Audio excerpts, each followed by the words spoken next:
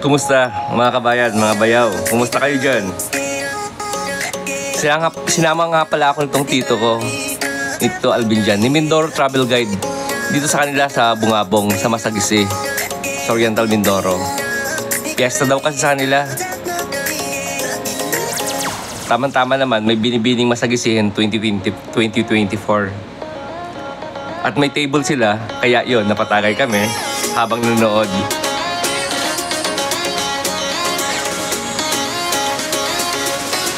Nandun nga pala ang governor namin, mga board member, at saka si Vice Governor, yung artista ng ABS-CBN, si AJ Falcon, nandun siya.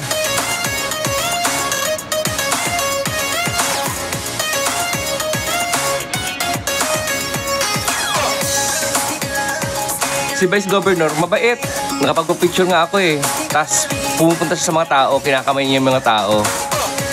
Mabait siya, parang titingnan mo parang hindi siya artista, parang ordinaryong tao lang kasi nakikisalamuha siya.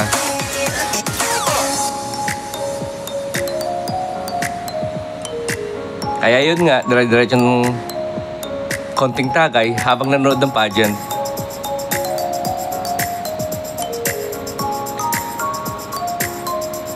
Sa mga pageant, di ba, mayroon kang matitupuhan yung mapipili ka.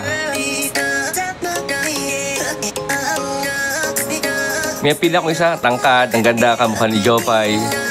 Sabi ko nga kay Tito, itong mananalo. Kasi ang ganda niya, oh. Tapos ang ganda lumakad.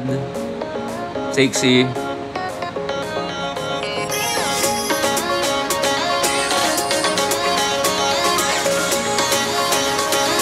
Pero hindi ako nagkamali. Siya talaga nanalo ng Miss Binibining Masagisihin 2024. Ayan tuloy. Tito kasi ang kulit. Pinakyat tuloy ako sa stage. Nagpa-picture sa Binibining Masagisihin 2024 sa kanila. After nun, ayun, nag-disco kami. Tapos, konting tagay. Kaso lang, umuwi kami agad eh. Kasi malayo pa yun sa amin, Gloria pa kami. Pero ang saya ng fiesta.